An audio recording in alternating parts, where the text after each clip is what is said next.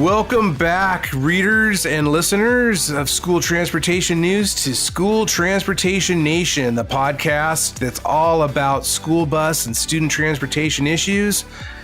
I'm Ryan Gray, editor-in-chief of the magazine. I'm joined here with my associate, Taylor Hannon. Hi, Taylor. How you doing? Hey, Ryan. It's good to be on with you. I know we just sent the July issue off to print, so lots of excitement going on here. Absolutely. Yeah, we're, just a couple of weeks away as well from STN Expo Reno. Can't believe it. We're back on our normal summer cadence. Of course, last year we had to do it right before Christmas, which was really weird. But hey, and cold. Colder anyways than we're used to in mid-July in Reno. But COVID has done some crazy stuff to us, of course. But it's going to be great to see everybody in kind of the more normal time of year. And so a little bit later, Taylor, you're going to be sitting down with Shannon Weber, Director of Transportation for Florence Unified School District number 1 in Arizona. Looking forward to that conversation.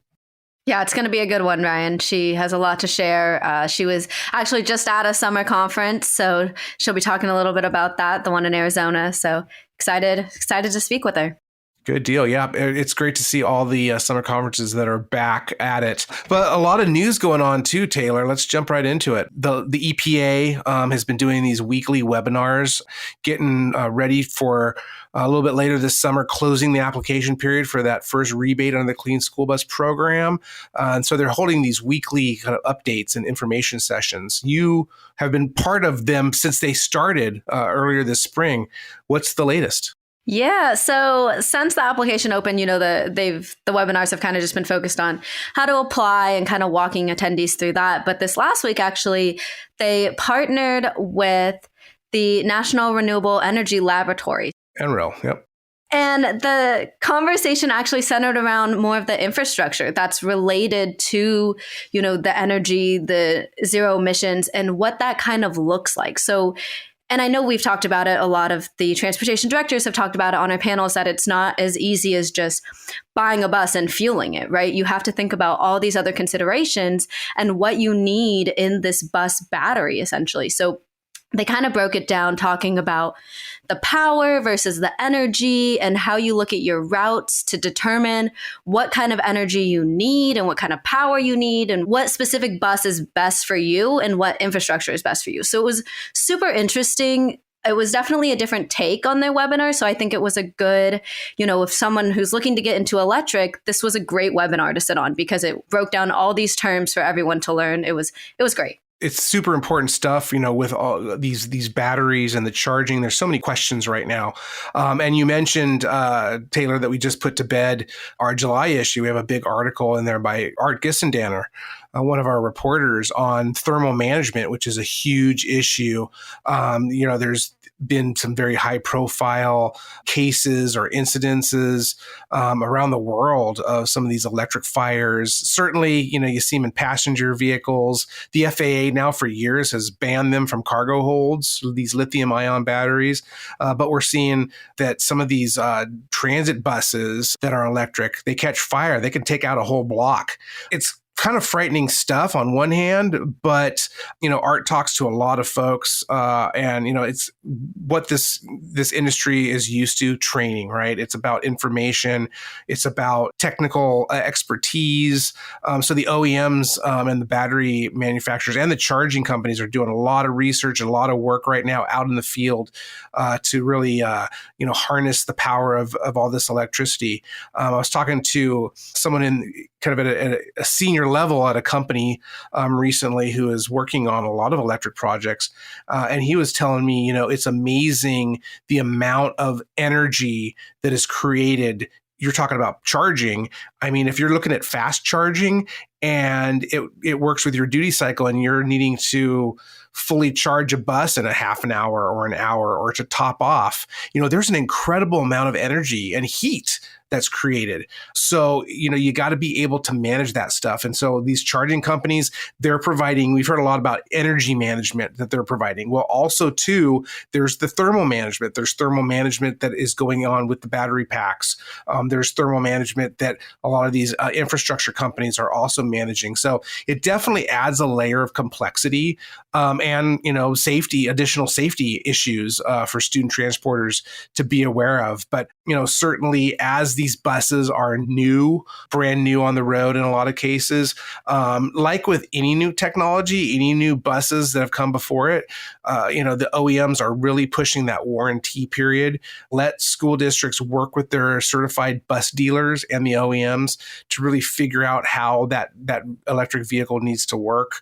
Let the experts you work on those buses. I know one OEM told us recently that they're actually refusing to allow their school district and school bus companies to even touch the buses in terms of electrical. They want all that work to be done at the dealers. So, it's a really interesting article that's coming out here in a matter of days, July 1st, when the issue drops online. And then, in a couple of weeks, you should be receiving the print magazine at home or at your office. And he's also has a web article coming out that's talking to a lot of the charging companies. So pretty timely stuff there, Taylor. Oh, yeah. And it's a lot. I mean, I feel for these transportation directors right now because it's not just selecting a bus. I mean, now you're selecting a bus. You're selecting how the bus is going to be powered or what you're going to put into it, right? What fuel. And then now you're considering battery. So it's a lot. And so definitely, the webinar I was talking about, get in touch with your utility companies, start planning for not only now, but the future. Look at what the future is going to hold for your operations. Absolutely. Yeah. And I was talking to a fire suppression company at our STN Expo Indianapolis last month about this issue and kind of what's there to do. And he's about the fourth or fifth person to tell me, hey, there's really a lot you can do with some of these electrical fires. It's kind of got to get out of the way. So a lot of this, training right now is going on with first responders, firefighters, fire departments, emergency personnel on how to react to these. Now, a lot of cities have some experience because of certainly we've had a lot of electric cars out on the road for many years now. And a lot of municipalities are running electric transit buses. So in a lot of areas of the country, this is not brand new, but yet still, something that they need to work on and continue to work on. And then in other parts of the country that don't have any electric vehicles, certainly there's going to be a steep learning curve. But as we know, Taylor, fires happen in all types of vehicles, internal combustion engines, whether you're running diesel, gasoline, propane, CNG, electric, bus fires happen. So, it's just about doing due diligence. And again, what you were talking about, Taylor, work with your utility, work with your OEM, really sit down and get to the brass tacks and find out, how is this technology going to work for you? Because they're coming. WRI, the World Resources Institute, last week put out a release. Their kind of new numbers in terms of committed electric school buses out there. So the buses that are actually being ordered. So obviously some of that's with the clean school bus money that's going to be released a little bit later this year. Also, too, there's a big partnership that was announced earlier this year between Midwest Transit Equipment and C Electric. And that's for repowering diesel school buses to electric. I think that's about 10,000 school buses right there alone that they're committing. So the World Resources Institute is saying, hey, earlier this year, there was about 2,000 in the pipeline, 2,000 school buses, both what's on the road and what's coming. Now they're saying it's more like 12, 13,000. So we're just going to continue to see that number increase. So, certainly very interesting times, Taylor. Very interesting times indeed. Yeah. Meanwhile, we've talked about this a little bit earlier this year. California, on top of this Clean School Bus program, they're looking to infuse even more money out there for electric school buses.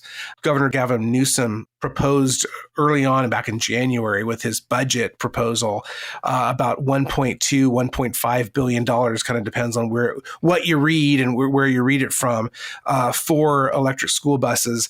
That kind of, went away. Well, it's back. The California legislature, as we speak, they're working on the budget. They're supposed to be finalizing it by June 30th. So here again in a couple of days, and we're gonna have to see if that $1.5 billion for electric school buses is going to make that budget.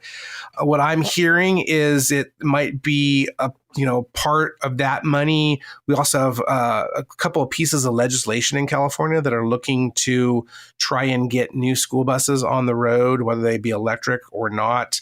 We've talked a lot about California, despite it being the largest state in terms of students, public school students, and the richest in terms of budget. Now, everyone's running budget surpluses right now, but it's got the lowest amount of students that are transported by the school bus. So we have a couple of pieces of legislation that are trying to address that. One in the Senate that we've reported on by Nancy Skinner, who's the author of the nation's first free lunch for all law that was passed last year. So she's trying to cash in on some political capital to get that new bill passed in the Senate that would essentially require transportation. First time that's ever happened. I mean, the California funding for transportation is about 30 cents on the dollar, and that's going back since like 1981, which is crazy. I mean, and talk about how we're looking at inflation right now of 9% year over year, when it's normally been about 2.9 to 3%. So you just look at that over the past 41 years. That's just insane. So, there's another bill in the Assembly from Assembly member Patrick O'Connell that's looking to do similar things, but a little bit differently. So I'm hearing that it's probably going to be a marriage of those two legislation and, maybe some of the funding surplus. So we expect to see California, which has been leading the way for years now on all these grants to get alternative fuel and now electric buses. So more money coming to the Golden State. Hey, Taylor, have you heard about the TransFinder trifecta? Well, that's Route Finder Plus, Stop Finder, and Wayfinder. 3 solutions that work seamlessly together. The technology includes routing software, a parent app, a driver app, inventory management solutions, location intelligence, and the most accurate maps on the planet. TransFinder built its solutions around what its clients need and want, and sometimes never even knew they wanted. TransFinder is the all-in-one solution provider for school transportation departments. They get you, and they've got this. Email getplus@transfinder.com or call 800-373-3609 to learn more how they can help you. All right, coming up, Taylor's going to sit down with Shannon Weber of Florence Unified School District, number 1 in Arizona. Hey guys, so I'm back here with Shannon Weber, the Director of Transportation for Florence Unified School District number 1 in Arizona. And Shannon's actually been on the podcast before, so it's great to have you back. Thanks for having me back. Yeah, I was excited to join you. Yeah, I think I want to say it was like episode 86 or something, and you were kind of talking about Love the Bus Month, and so it'll be nice to kind of like round out the school year and see how things have changed and all that kind of good stuff. Perfect. Yeah. So we finished our school year much stronger than we started. I think that probably goes for many of us in student transportation with illnesses and staffing issues and things like that. So we were able to finish with more staff members and a lot less vacancies. So that was a good finish for us. That is great. So you mentioned staff shortages. Are you guys currently, in a school bus driver shortage? So I currently, if all of the staff that went into summer break return, which sometimes, there's some variables, I have about 7 vacancies. So I do still have some vacancies, but, we have some applicants and we were able to work with our governing board in the last quarter of last year to adjust bus driver pay. And so I think with the new federal motor coach compliance applying to all bus drivers, that increase makes it a little bit more fair. It's hard work and there's a lot to learn. So that has, I think, kept people who maybe were looking to go elsewhere. And I think we've attracted some new ones with that, along with a culture that I think is improving. That's great. And I know, one of the things that we talked about episodes ago was supporting your school bus drivers. And it was during Love the Bus Month. So it was all about how you show your appreciation. So can you kind of talk about some recruitment or retaining strategies that you kind of have to show your staff how much you care about them? Sure. I think it's just important for people to know how much you care, or they don't really care what you know. I say that to my people all the time. Like, it doesn't matter, even with their students, they don't care what you know if they don't know that you care. So I just think making myself visible in the department and having conversations, but if we say it, then it has to be so as leaders. So, we worked hard on the pay increase because it was right and fair. And, when we knew it was going to happen, then we talk about it. As far as recruitment goes, we try to get the word out a lot of different places, social media, in our community. We have some banners on the side of our buses even. We're trying to work creatively with other departments to support just bus monitor roles so they can have a full-time opportunity in the district. And then retention really is the biggest one, right? As you know, I'm just starting my second year as the director here. So just really welcoming them back with some good learning tools and tips and adequate staff so they're not overloaded and they're not picking up extra routes. Our equipment is solid. I feel like our fleet has been evolved well. And then we just have to have some fun along the way. So, we have a theme in our department every year. Last year was Focus Forward. And we're going to start off this year with a We Not Me theme. Oh, I like that. Just encouraging everyone to work together. And it does take a village for sure to do this work. So hopefully we'll have some fun. And our safety record is great. We finished 500,000 miles without an incident or accident in May. So we have some good things to look forward to. Wow. Yeah. I think we need to stop and give a round of applause for that for sure. But remind me again, how big is your guys' operations? If you're fully staffed, what are you looking at school bus driver wise? 89. Okay. So 89 CDL drivers. I have 12 white fleet student drivers, 5 mechanics, and then I think 7 or 8 office staff. So about 115. Okay. So not super small, but not super big, kind of right there in the middle. Yeah. The unique thing about my district is I have about a 980 square mile boundary. So while a lot of that is not populated, I have a yard at each end of the boundary. So I have 2 locations. Okay. So just trying to keep both locations kind of on the same, I don't want to say path, but it's hard to have 2 groups of people in different places kind of do things exactly the same. So the cohesiveness is really the big goal. But yeah, it's good. Yeah. And that definitely plays into your theme for this year, We Not Me. So I think that's that's awesome. Yep. So jumping around, end of the school year, obviously school buses were in the headline a lot, especially with the Clean School Bus program. So are you guys applying for that? Are you looking into that? What are your thoughts there? So I do love that. I love the contribution that the grants are offering. As I shared, I have a lot of my routes are very, very long, like distance wise. So I'm not sure it works for all of our routes, but certainly I just got back from a conference. June was a busy month for me. So really going to do a deeper dive with what the requirements are and how well it will work for us. But I think it's important to support that. And I have the support of our district leadership to really make decisions that I think are best. Most of why we haven't even really entertained the propane component in between was because of how far our routes have to go, right? The refuel or the recharge, if you will, would be very frequent. So I have to learn more about it, but it's definitely at the top of my pile for this summer. Mm-hmm. And you mentioned that you were at a conference, and Ryan and I were talking earlier, but can you touch a little bit about it? Any big takeaways? I think it was the Transportation Administrators of Arizona. Yeah, I would love to. So it's a summer conference for transportation leaders in Arizona every June, and I'm happy to say that I serve on that board. The conference is also themed each year. And so this is part one of a 2-part conference with just emergency response as it relates to the school bus. So we did a lot of preliminary discussions and tabletop exercises.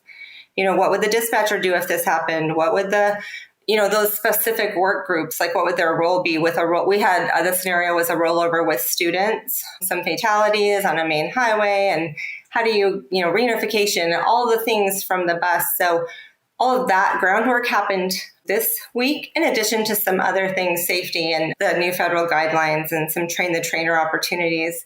Then we, next year, will actually reenact or have the incident happen with the help of Coconino County Emergency Services. So we're going to have a bus, we're going to roll it over, we're going to let people see what that feels like, looks like, and do the exercise. So I'm super excited about that. Yeah, that's going to be awesome. Do you kind of see training as a really important aspect going into this next school year? Yeah, I think training it's paramount. This is, for me, a good training experience, especially if someone has never done this work. Not just how do you drive the bus, but then how do you manage students and drive the bus is a huge part of the retention that you mentioned before, because it's not easy. And then if there's frustration and there isn't support, right, people leave because it's overwhelming. But we try to do like a 3-2-1 model. So once they're certified and ready to go to drive with all of their credentials, they get to spend 3 days with someone driving their bus while they get to know their students. Then 2 days they drive and someone rides with their students to help with bus management. And then on the last day, we send them by themselves in the morning, and then we come back together in the afternoon and go with them to kind of finalize whatever they need before they're kind of on their own. And that, I think it's a big help because you know how to do it now, but now we're going to put, 60 kids behind you and it changes things. So I do think that's huge. Training is very important. And, you're not throwing school bus drivers in and saying sink or swim. So I think that's a really good kind of process that you guys have in place. Yeah, here's your keys. Good luck. It's a lot, crosswalks, pedestrians, learning. We have some great technology in our fleet where I have some GPS tools and things, but still, if those fail, you have to know what to do. Mm-hmm. You brought it up, so let's go ahead and run with it. But speaking of technology, we'll start with any wish list items, anything that you want for next school year, anything you're looking at. We use the TransFinder routing software, and we're actually in the middle of a transition to the Route Finder Plus. We currently had the Route Finder Pro. So moving to the web-based model, that will be really just ease of use for so many more than just our routers. So we're excited about that. Looking forward to the maintenance component, Service Finder, kind of being at the same level. I know they're working on that. So that's a wish for us. And then, of course, cameras, right? I have good GPS technology. I have good student tracking technology in my buses, thanks to my community. But I do think that we have a handful that could really use some camera upgrades. So that would be my next big wish. Cameras inside, outside? So our newest buses in our fleet have 6 cameras, so you can really see all of the student population, the driver compartment, and out the front window. So, I had a situation just most recently that, you sometimes think, gosh, when am I really going to use that one? But some kids were in a little bit of an altercation, and we would have never seen who started it or how it happened or ended, unless we had that view. So it helps, it protects us, it protects our kids. And, it's just, even just the technology to push the green button that they have in the device when you think something's happening, but you can't really see as the driver. So now we're not reviewing hours of footage. It goes right to that point. So it just helps us be, efficient. Mm-hmm. Yeah, I wrote an article on cameras a couple months ago for the magazine, and it's so crazy the technology capabilities that are coming, especially with the integration of artificial intelligence and having cameras that eventually could pick up if a child was sleeping or pick up if the driver started sleeping. I think that it's going to be so crazy where technology takes school buses and cameras as well. It really is. So I have a colleague in this work, and he keeps saying pretty soon it's going to be like school bus driver with no driver. And it's sort of a joke. We make a joke, right? But, it is. The technology is moving so quickly. Mm-hmm. Yeah, I don't know if we'll ever get to that point. No. Someone's got to watch the kids. I know. We just joke around because it's just moving so fast. The conference that we host is every year we want to give them something that they can take back and use right now. How can I help my staff be effective when I get back with this tool? And more, it's, a lot of people who do this work are retirees who maybe aren't really open to the use of technology. And so you have to introduce it carefully or they get a little overwhelmed. So that little balance. Yeah. Has there been a learning curve there? You said introduce it carefully, but do you have a process or a plan in place for how to introduce new technology to maybe some drivers who are resistant? So we just rolled out, we had a paper process for student referrals. And so we just last spring put into place a more technology-based of the referrals where the driver can go in and put in all the same information, but it eliminates the paper and it routes it to the right supervisor. And I think what I learned is you have to have several devices in your department. If you want them to use it, there has to be a tool for them to use. Like waiting to use the computer, if there's only a handful, created some angst, right? Like if you want me to do that, I shouldn't have to wait. So having enough of the tools. And then we rolled it out just with one school at a time. So I thought that was powerful just because once those drivers realized that it really wasn't that difficult and they got the feedback much quicker, right, then they could cheerlead those who I was onboarding next. So I like that we did it a little at a time. I mean, it was just a couple weeks apart, but still just enough time for them to say, oh, well, it doesn't seem like it's that bad. Yeah. So everybody's using it now, no more paper. So that's a win for us. Get their feet wet and then, they kind of go swimming. Well, and they can help each other, right? Like, and then that makes them feel empowered that, that they're helpful. So that's good. Yeah. And I think that also helps you learn. I heard somewhere if you teach someone something, it helps you learn it better. True. I would agree with that, right? We got to walk in the shoes. Yeah, exactly. Yeah. So it's been good. But I think if I would have just said everybody all at once, here you go, no turning back, it would have been a little, overwhelming for the team and then hard for leadership to support because a lot of people to help at once. Yeah. Okay. So you mentioned technology training. You mentioned your theme for next year, but are there any other big goals or anything that you learned this year that you want to implement next year? I really just want us to keep going forward. Our accident-free miles is really just a testament to, I just always say, don't get complacent, stay in the moment, watch your mirrors, watch your crosswalks. It's easy to get complacent when you do the same route with the same kids every single day. So I just want us to stay focused on safety and keep that number going up. And our community is growing a lot. Like we have so many new rooftops, so we're going to be adding routes. And so for my full-time staff, one of the things that I collected from my end of year survey was some people felt like they got asked to do things before they had time to do them well. Like, oh, can you just pick up this route on the other side of such and such community? And for us, it's easy to say that, but I just want to make sure that we're not band-aiding, right? As we grow, that we're just taking the right amount of time to say, this is going to be yours, take the time, go practice, and so we can continue to do it well. And then, of course, just staffing. The retention piece is a big goal for us. That's it. We did a lot of changes last year. We added I was new to this team, and then we added the bus conduct technology. We're transitioning our Route Finder platform to web-based, which will change a little bit for everyone in my office. I added a dispatch position. So I think now we just have to get good at what we've added. And then maybe next year, some bigger lifts. But this year, let's just do the things we're doing better and take care of our kids, right? Yeah, I think that's the goal nationwide, just, transporting kids safely to and from school. Right. And it matters so much more than people think. I mean, drivers, I think even some drivers don't realize the experience on the buses, right? It impacts a lot of different things. If they get there without incident, it's a better day for everyone. So, yeah. Awesome. Well, thank you so much, Shannon, for jumping on the podcast. I appreciate everything that you've had to say and all the time that you've spent, talking with me. I think it's a good stuff. And we don't celebrate the good stuff enough. We don't. I'm always honored to be invited. Thank you for thinking of me, and I hope everybody has a great school year. Thanks, Shannon. All right, Nation. Thank you once again for tuning in. It's always a pleasure to catch up with our peeps out there. And thank you to Shannon for joining this episode. Really interesting interview, Taylor. Shout out also to TransFinder for supporting this episode. Visit stnonline.com for the latest on everything going on in the school bus industry. Learn about all our upcoming shows at stnexpo.com and tsdconference.com. You can still register on site for STN Expo Reno, July 15th to the 20th. There at the Pepper Mill.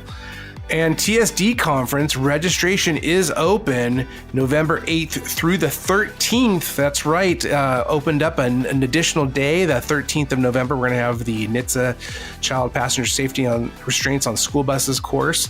So head over to tsdconference.com and check out all that information. And remember, you can always find us at stnpodcast.com, Apple Podcasts, Spotify, and more. Stream, follow, and tell your friends. Thanks once again, Nation. Have a great one. We'll talk to you soon.